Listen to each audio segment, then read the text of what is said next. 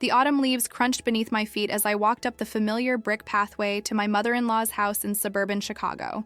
The crisp November air carried the scent of burning firewood from neighboring chimneys, and I could already hear the muffled sounds of conversation and clinking dishes through the windows. It was Thanksgiving 2023, and like every year for the past 12 years, we were gathering at Margaret's house for the traditional family dinner. I adjusted my grip on the homemade apple pie I'd brought, my wedding ring catching the late afternoon sunlight. 12 years of marriage to David, 12 years of trying to find my place in the Morrison family, and still, I felt like an outsider looking in through frosted glass. My name was Sarah Morrison now, but sometimes I wondered if that would ever be enough for Margaret. "Mom, can we go in now? It's cold!" My 8-year-old daughter Emma tugged at my coat sleeve, her cheeks pink from the chilly wind. Her dark hair, so much like David's, was escaping from the neat braid I'd woven that morning. "Of course, sweetheart." I forced a smile and rang the doorbell, hearing the familiar chime echo through the house. David answered the door, his face lighting up when he saw us. "There are my girls." He pulled us both into a warm embrace, and for a moment, I felt that familiar comfort of being home. He smelled like his cologne mixed with the turkey that had been roasting all day. "How's everything going in there?" I whispered as we stepped into the foyer, the warmth of the house embracing us immediately. "You know how it is," he said with a slight grimace, helping Emma out of her coat. "Mom's been in the kitchen all morning, directing traffic like a 5-star general. Dad's watching football with Uncle Mike, and my sister's been asking when you'll get here." I handed him the pie and smoothed down my navy blue dress. Conservative, elegant, something Margaret couldn't find fault with. I'd learned over the years that my appearance at these gatherings was always scrutinized, though never directly commented upon. "Sarah! Emma!" David's sister Lisa appeared in the hallway, her arms outstretched. Lisa had always been kind to me, perhaps because she understood what it was like to be the younger woman in a family dominated by Margaret's strong personality. "Aunt Lisa!" Emma ran to her, and I watched with a smile as Lisa scooped her up in a hug. "You look beautiful, Sarah," Lisa said warmly. "That dress is perfect on you." "Thank you," I replied, genuinely touched by her kindness. "You look wonderful too. How's the new job going?" As we chatted, I could hear Margaret's voice carrying from the kitchen, giving instructions to someone about the proper way to arrange the dinner rolls. The house smelled incredible. Turkey, stuffing, cinnamon, and that particular blend of scents that only comes from a home where multiple generations have cooked with love. "Sarah, dear, is that you?" Margaret's voice called out, and I braced myself for the subtle inspection that always came with her greetings. I walked into the kitchen, a spacious room with white cabinets and granite countertops that Margaret had renovated 5 years ago. She stood at the center island, wearing her signature apron, the one with delicate flowers that she'd had for 20 years. Her silver hair was perfectly styled, and despite being in her 70s, she moved with the efficiency of someone half her age. "Hello, Margaret," I said, leaning in to give her a polite kiss on the cheek. "Everything smells absolutely wonderful. Can I help with anything?" She looked me up and down, her eyes taking in every detail of my appearance. "Oh, you know how I like to have everything just so for the holidays. I suppose you could help arrange the cranberry sauce in the crystal bowl, the one that belonged to David's grandmother." There it was, the subtle reminder that this was their family history, their traditions, their heirlooms. I nodded and began carefully spooning the homemade cranberry sauce into the beautiful crystal bowl, being extra cautious not to chip or scratch it. "That's David's great-grandmother's bowl," Margaret said to her neighbor, Mrs. Henderson, who had stopped by to drop off a bottle of wine. "It's been in the Morrison family for over a century. Such history in these pieces." I continued my task, used to being discussed in the third person when it came to family heirlooms and traditions. Mrs. Henderson made appropriate, appreciative noises while I focused on making the cranberry sauce look as perfect as possible. "The Morrison family has such a rich history," Mrs. Henderson said. "I remember when David's grandfather built that addition to the house back in the 60s. "Oh, yes." Margaret's voice took on that particular tone she used when discussing family legacy. "The Morrison name carries such weight in this neighborhood. Of course, some people just marry into the name, but those of us who were born into it understand the responsibility that comes with it." I froze, the spoon halfway to the bowl. The kitchen seemed to go quiet except for the bubbling of something on the stove. I glanced around and saw Lisa give her mother a sharp look, but Margaret continued arranging the dinner rolls as if she hadn't just delivered a calculated blow. Mrs. Henderson cleared her throat uncomfortably. "Well, I should get back to my own preparations. Thank you for the wine recommendations, Margaret." After she left, the kitchen felt charged with unspoken tension. I finished with the cranberry sauce, my hands steady despite the hurt blooming in my chest. Lisa moved closer to me, her presence a small comfort. "Mom," Lisa said quietly. "That wasn't necessary. I was simply making conversation," Margaret replied, but her tone suggested she knew exactly what she had done. I excused myself and went to the bathroom, needing a moment to collect myself. Looking in the mirror, I saw a woman who had spent 12 years trying to prove herself worthy of a name she'd taken in love, not ambition. My reflection showed someone who had raised a child, supported a husband through career changes, and contributed to every family gathering with genuine care and effort. When I returned to the kitchen, dinner was almost ready. David was carving the turkey, his father was opening wine, and the house buzzed with the familiar chaos of holiday preparation. Emma ran up to me, her face flushed with excitement from playing with her cousins. "Mommy, I heard Grandma talking to Mrs. Peterson about names," she said, her 8-year-old voice carrying that particular clarity that children possess. "She said something about you and our name. What did she mean?" I knelt down to Emma's level, my heart racing. "What exactly did you hear, sweetheart?" "She said that some people just marry into names, but real family is born into them." Then she looked at you funny. Emma's brow furrowed with confusion. "But Mommy, you're real family. You're my mommy and daddy's wife. Why would Grandma say that?" The kitchen had gone quiet again, and I could feel everyone's eyes on us. David stopped carving and looked up, his expression darkening as he processed what Emma had overheard. "Emma, sweetheart," I said carefully, "sometimes grown-ups say things that don't come out the way they mean them to." "But why would Grandma be jealous of you?" Emma asked, her voice innocent but cutting through the tension like a knife. Margaret dropped the serving spoon she was holding, the clatter echoing through the sudden silence. "Jealous? I'm certainly not jealous of anyone, young lady. But that's what Cousin Jake said," Emma continued, oblivious to the storm she was creating. "He said Grandma talks about Mommy different than everyone else. And his mom said it's because Grandma is jealous that Mommy is prettier and nicer than she was when she was young." I felt my face flush with embarrassment and anger. This was exactly what I had been trying to avoid for 12 years. A public confrontation that would put everyone in an uncomfortable position. "Emma, that's enough," David said firmly, setting down the carving knife. "Why don't you go wash your hands for dinner?" As Emma skipped away, still unaware of the bombshell she'd dropped, the kitchen remained frozen in uncomfortable silence. Margaret's face had gone pale, then red, then pale again. Lisa looked like she wanted to disappear, and David's father suddenly found his wine glass extremely interesting. "I think," Margaret said, her voice tight with controlled emotion, "that children shouldn't repeat conversations they don't understand." "And I think," David said, his voice carrying a warning I'd rarely heard before, "that my daughter shouldn't have to hear her mother being discussed like an outsider in her own family." I stood up, my legs feeling unsteady. "Maybe we should just focus on dinner. It's Thanksgiving after all." But I knew that something had shifted in that moment. Emma's innocent observation had pulled back the curtain on years of subtle slights and careful exclusions. The question hung in the air like smoke.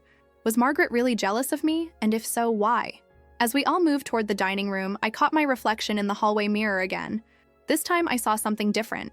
Not a woman desperate for acceptance, but someone who had every right to be here, who had earned her place in this family through love, dedication, and 12 years of showing up.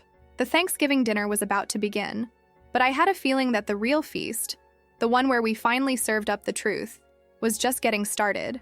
The dining room was set with Margaret's finest china, the spode pattern that had belonged to her mother, with its delicate blue flowers and gold rim. The mahogany table could seat 12, though today we were only 8. Margaret and Robert, David and me, Lisa and her husband Mark, and Emma with her cousin Jake, Lisa's 10-year-old son. The late afternoon sun streamed through the lace curtains, casting intricate shadows across the white tablecloth. Margaret had outdone herself, as always. The turkey sat golden and magnificent at the head of the table, surrounded by dishes that represented generations of family recipes.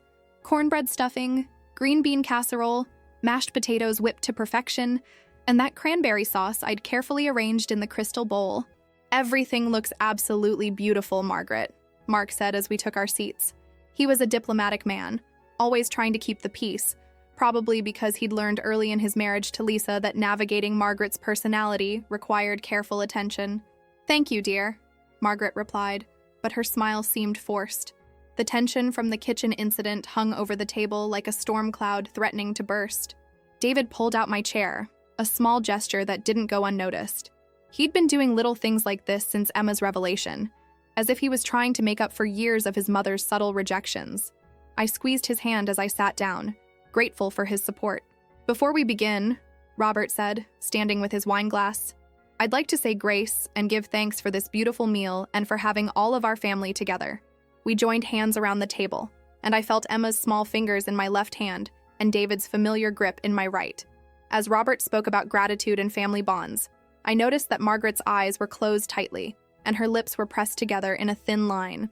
"Amen," we said in unison, and the meal began. For the first few minutes, conversation flowed naturally. We talked about Jake's soccer season, Emma's school play, and Mark's recent promotion. The food was delicious, and I found myself relaxing slightly, hoping that maybe we could get through dinner without any more uncomfortable moments. "Sarah, honey, could you pass the stuffing?" Lisa asked, and I reached for the serving bowl. "This stuffing is incredible," I said to Margaret, trying to build a bridge. "Would you mind sharing the recipe? I'd love to make it for David and Emma sometime." Margaret paused, her fork halfway to her mouth. "It's a family recipe," she said carefully. "Passed down from my mother-in-law to me." "I understand," I said quickly. "I just thought—" "Grandma," Emma interrupted, her young voice cutting through the adult conversation. "Why don't you want to share recipes with Mommy? She's family too." The table went quiet except for the gentle clinking of silverware. Robert cleared his throat and Lisa shot her mother a warning look. "Of course your mother is family, sweetheart," Margaret said, but her voice lacked conviction. "Then why do you always say things like that?" Emma asked, her 8-year-old logic relentless. "Like when you told Mrs. Henderson that some people just marry into names. What does that even mean?" David set down his fork with more force than necessary. "Emma, sweetheart, let's not—" "No, David," I said quietly, surprising myself with the firmness in my voice. "I think Emma deserves an answer. We all do." Margaret's face flushed red. "I don't know what you're implying, Sarah." "I'm not implying anything," I said, my voice steady despite the racing of my heart. "I'm asking directly. For 12 years, I've felt like I'm constantly being tested, constantly having to prove that I'm worthy of being part of this family. And maybe it's time we talked about why." The room was so quiet I could hear the grandfather clock ticking in the hallway. Jake looked between the adults with wide eyes, while Emma watched with the intense focus that children bring to moments they sense are important. "Sarah," Robert said gently, "perhaps this isn't the time." "When is the time, Robert?" I asked, turning to him. "When is it appropriate to address the fact that your wife introduces me to people as David's wife, instead of using my name? When is it okay to talk about the fact that I'm never included in family photos that get framed and displayed? When do we discuss why I'm always asked to help with dishes but never invited to help with the cooking of traditional recipes?" Margaret's composure finally cracked. "You want to know the truth? Fine. You married into this family when you were 25 years old. You don't understand what it means to be a Morrison. What sacrifices were made to build this family's reputation in this community." "What sacrifices?" David asked, his voice dangerous. "What are you talking about, Mom?" Margaret looked around the table, perhaps realizing she'd gone too far, but unable to stop now. "Your father and I worked for 30 years to establish ourselves in this neighborhood, to build relationships, to create a legacy for our children. We saved every penny to buy this house, to send you and Lisa to good schools, to make sure you had every opportunity. And what does that have to do with Sarah?" Lisa asked, her voice sharp with anger. "Sarah walked into a ready-made life," Margaret said, her words coming faster now. "She married a successful man with a good job, moved into a beautiful house, became part of an established family. She didn't have to struggle, didn't have to build anything from nothing." The silence that followed was deafening. I felt like I'd been slapped, but also strangely relieved. Finally, after 12 years, the truth was out. "Is that what you think?" I asked, my voice barely above a whisper. "That I just swooped in and took advantage of your family's success? Didn't you?" Margaret asked, her eyes challenging. David stood up abruptly, his chair scraping against the hardwood floor. "That's enough, Mom. That's more than enough." "David, sit down," I said quietly. "Let me handle this." He looked at me with surprise, but slowly sat back down. I turned to face Margaret directly, and for the first time in 12 years, I didn't try to make myself smaller or more palatable. "You want to know about struggle, Margaret? You want to know about sacrifice? Let me tell you about the woman who just married into the name." I took a deep breath, feeling the weight of years of held-back words. I grew up in a trailer park in southern Illinois. My mother was a single parent who worked 2 jobs, cleaning offices at night and serving breakfast at a diner during the day. I wore hand-me-down clothes and shoes from Goodwill. I got free lunch at school and spent summers babysitting neighbors' kids for $5 a day. Emma was staring at me with wide eyes. I'd never told her these stories, wanting to protect her from the harsh realities of my childhood. I worked 30 hours a week while going to college full-time, taking out loans for every semester. I lived on ramen noodles and peanut butter sandwiches. I graduated with a degree in education and $28,000 in debt. I was teaching third grade in a Chicago public school, living in a one-bedroom apartment and driving a 15-year-old Honda when I met your son. Margaret's face had gone pale, but I continued. I didn't marry David for his money or his family name. I married him because he was the first person who ever made me feel like I was enough, just as I was. He didn't care that I couldn't afford a fancy wedding dress or that my family couldn't contribute to the wedding costs. He loved me for who I was, not what I could bring to his family's legacy. I looked around the table, seeing the shock on everyone's faces except David's, who was looking at me with something that might have been pride. For 12 years, I've tried to be the daughter-in-law you wanted. I've learned your recipes, followed your traditions, dressed appropriately for your gatherings. I've volunteered at the same charities, joined the same committees, and never once complained when you introduced me as David's wife instead of using my name. Margaret opened her mouth to speak, but I held up my hand. I've raised your granddaughter to be respectful and kind, to understand the value of family and tradition. I've supported your son through job changes and health scares. I've been here for every holiday, every birthday, every family crisis. And all the while, you've been waiting for me to prove that I deserve to be here. I stood up, my legs shaking but my voice steady. Well, I'm done trying to prove myself to you. I am a Morrison because I chose to be, because I love this family and have given everything I have to it. And if that's not enough for you, then the problem isn't with me. Emma had been listening to every word, and now she tugged on my sleeve. Mommy, why didn't you tell me about being poor when you were little? I knelt down to her level, my anger softening into something more vulnerable. Because I wanted you to feel secure, sweetheart. I wanted you to know that you're loved and safe and never have to worry about those things. But you worked really hard to make a good life for us, Emma said with the simple wisdom of a child. That's something to be proud of, not hide. I looked up at Margaret, who was staring at Emma with an expression I couldn't quite read. Yes, it is something to be proud of, I said quietly. The dining room fell silent again, but this time it felt different. The tension was still there, but so was something else. A sense that cards had been laid on the table, that truths had been spoken that couldn't be taken back. Margaret reached for her water glass with a shaking hand.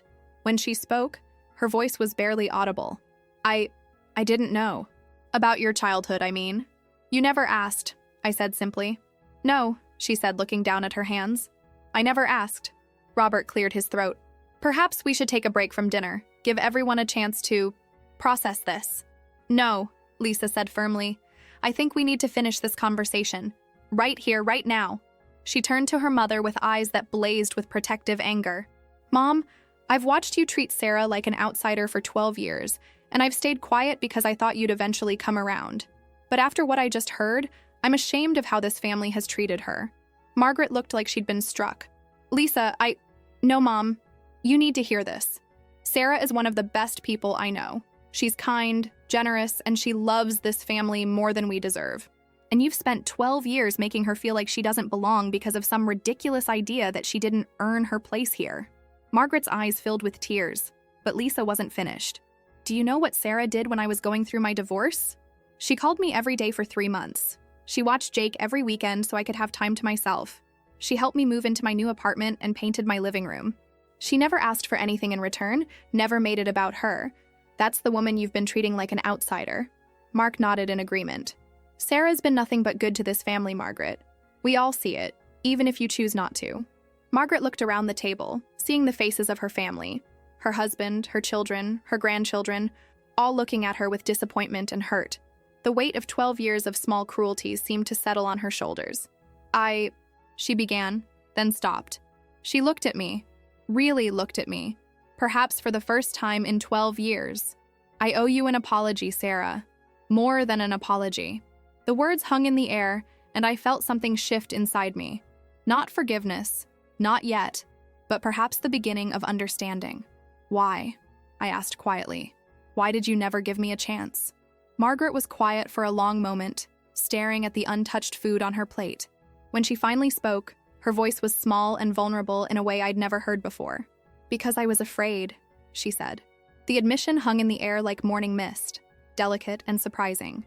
Margaret's words, "because I was afraid," seemed to echo in the formal dining room, bouncing off the family portraits and china cabinet filled with generations of Morrison heirlooms. "Afraid of what?" David asked, his voice gentler now, confused rather than angry. Margaret looked around the table, her eyes lingering on each face before settling on mine. For the first time in 12 years, I saw her without her carefully constructed mask of authority and control. She looked every one of her 74 years, and suddenly I could see traces of the young woman she had once been. "Afraid that you'd realize she was better than me," Margaret said so quietly we had to lean in to hear her. The confession sent a ripple of shock around the table. Robert reached for his wife's hand, his expression full of compassion and something that looked like recognition, as if he'd suspected this truth for years. "Margaret," I said softly, "what are you talking about?" She laughed bitterly, wiping at her eyes with her napkin. "Look at you, Sarah. Look at what you've accomplished, what you've overcome. You pulled yourself out of poverty through sheer determination and hard work. You're educated, successful, beautiful, and kind. You've raised a wonderful daughter and been a devoted wife." She paused, gathering herself before continuing. "I married your father-in-law when I was 19 years old. I'd never been to college, never had a career, never lived on my own. I went from my parents' house to this house, from being someone's daughter to being someone's wife and mother. I've never done anything remarkable in my life." "Mom," Lisa said, reaching across the table to touch her mother's arm, "that's not true. You raised 2 children, you've been married for 50 years, you've volunteered thousands of hours for charity. Things that any woman of my generation was expected to do." Margaret interrupted. "I've never had to struggle for anything the way Sarah has. I've never had to prove myself in the world outside this house." I stared at her, trying to process this revelation. "So you resented me because you thought I was stronger than you?" "I resented you because you made me feel like a fraud," Margaret said, her voice breaking. "Here I was, the matriarch of this family, and I'd never actually done anything to earn that position except marry the right man at the right time. And then you came along, this incredible woman who'd built herself from nothing, and I felt like everyone would see how inadequate I was in comparison." Emma, who had been listening with the intense focus children bring to moments when adults reveal their vulnerabilities, suddenly spoke up. "But Grandma, you're not inadequate. You make the best cookies in the world, and you remember everyone's birthdays, and you take care of Grandpa when he's sick." Margaret looked at her granddaughter with such love and pain that it was almost difficult to watch. "Thank you, sweetheart. But I'm afraid I haven't been very good at appreciating what other people bring to our family." "There's something else," Margaret said, her voice barely above a whisper. "Something I've never told anyone except Robert." She looked at her husband, who nodded encouragingly. "It's time, Margaret. It's past time." Margaret took a shaky breath. "When David was 15, he came to me after school one day. He'd been having trouble with his grades, and I was angry with him for not applying himself. He said something to me that I've never forgotten." She paused, looking directly at David. He said, "Mom, I wish I could talk to you the way Jake talks to his mom. She actually listens to him instead of just telling him what to do." David's face went pale. "Mom, I don't remember. You were talking about your friend Jake Morrison. Different Jake, same name as your nephew now. His mother was a teacher, and she had this way of really engaging with her children, of treating them like people whose opinions mattered. And I realized that I didn't know how to do that." Margaret's voice grew stronger as she continued. "I'd been raised by parents who believed children should be seen and not heard, that mothers should be authorities, not friends. I didn't know how to be warm and approachable because no one had ever modeled that for me. So when Sarah came along," Robert said gently, "and you saw how naturally she connected with people, how easily she made friends with Lisa, how comfortable David was with her, I felt like she was everything I'd never learned how to be," Margaret finished. "And instead of trying to learn from her, I decided to find fault with her." The dining room fell silent except for the soft ticking of the grandfather clock. I felt a complex mix of emotions: anger at the years of hurt, sadness for Margaret's pain, and something approaching understanding. "Margaret," I said carefully, "I never wanted to replace you or diminish your role in this family. I just wanted to be part of it. I know that now," she said. "Maybe I've always known it, but I was too proud and too afraid to admit it." Lisa was crying now, tears streaming down her face. "Mom, why didn't you ever tell us you felt this way? We could have helped. We could have..." "Because admitting it would have meant acknowledging that I'd wasted years being cruel to someone who didn't deserve it," Margaret said. It would have meant facing the fact that I was the problem, not Sarah. Emma, who had been processing this adult conversation with the remarkable adaptability of children, suddenly stood up and walked around the table to her grandmother. Without saying a word, she climbed into Margaret's lap and wrapped her small arms around her neck. "I love you, Grandma," she said simply. "And I love Mommy too. You don't have to be the same kind of person to both be good." Margaret broke down completely then, holding Emma close and sobbing into her granddaughter's shoulder. "I'm so sorry," she whispered. "I'm so sorry, sweetheart." David reached across the table and took my hand. "Sarah, I had no idea. All these years I thought Mom was just being Mom. I should have protected you better. You couldn't have known," I said, squeezing his hand. "I never told you how deep it went because I didn't want to put you in the middle." "But I was already in the middle," he said. "You're my wife. Emma's my daughter. You should have been my first priority." Robert cleared his throat. "I think we all have some apologizing to do. I saw what was happening, and I should have spoken up years ago. I told myself it wasn't my place, that you women would work it out, but that was cowardice on my part. Dad, you always tried to include me," I said. "You were kind. Kind isn't enough when someone you love is being hurt," he replied. "I should have been more than kind. I should have been brave." Margaret gently set Emma back in her own chair and looked at me directly. "Sarah, I know an apology isn't enough to undo 12 years of hurt. I know I can't take back the things I've said or the way I've made you feel, but I want you to know that I see you now, really see you, and I'm in awe of the woman you are. I'm not perfect, Margaret," I said. "I've made mistakes too. I've held grudges, built walls, made assumptions about your motivations. But you never stopped trying," she said. "You never stopped showing up, being generous, treating me with respect even when I didn't deserve it. That takes a strength I'm not sure I possess." "You possess it," I said quietly. "You're showing it right now." The late afternoon sun was beginning to set, casting long shadows across the dining room. Our Thanksgiving dinner had grown cold, but nobody seemed to care. Something more important than food was happening at this table. "So where do we go from here?" Lisa asked, voicing what we were all thinking. Margaret looked around the table, her eyes red from crying but clearer than I'd ever seen them. "We start over," she said. "We start with honesty and see where it takes us." "I'd like that," I said, and meant it. Emma, who had been unusually quiet during this exchange, suddenly perked up. "Does this mean we can have a do-over Thanksgiving? With the food still warm and everyone happy?" We all laughed. Real, genuine laughter that seemed to wash away years of tension. Margaret stood up and began gathering dishes. "Actually, sweetheart, I think that's exactly what we need. A do-over Thanksgiving." "Let me help," I said, standing as well. "Let us all help," David said, and suddenly the whole family was in motion, clearing the table, reheating food, and preparing for our second attempt at Thanksgiving dinner. As I worked beside Margaret in the kitchen, reheating the turkey and warming the sides, she turned to me with a tentative smile. "Sarah, would you like to learn how to make the stuffing? It's really quite simple once you know the secret." I smiled back, feeling something tight in my chest finally begin to loosen. "I'd love to." "The secret," she said, as we worked side by side, "is that you have to make it with love. That's what my mother-in-law told me when she taught me, and it's taken me 50 years to understand what she meant." As we prepared for our second Thanksgiving dinner, I realized that some of the most important conversations happen not when we plan them, but when we're finally ready to have them. And sometimes the greatest gift we can give each other is the courage to be vulnerable, to admit our fears and failures, and to ask for the chance to do better. The Morrison family was about to sit down to Thanksgiving dinner again, but this time, we were all truly invited to the table. 6 months later, I stood in Margaret's kitchen on a warm May Saturday morning, flour dusting my apron as I attempted to master the art of her famous dinner rolls. The spring sun streamed through the windows, illuminating the recipe cards spread across the granite countertop, cards that had been carefully handwritten by Margaret and gifted to me the week after our Thanksgiving revelation. "The dough should feel like a baby's cheek," Margaret said, watching as I kneaded the mixture. "Soft and smooth, but with just enough resistance to let you know it's alive." I pressed my palms into the dough, feeling it respond to my touch. "Like this?" "Perfect," she said, and I could hear the genuine approval in her voice. "You're getting the hang of it."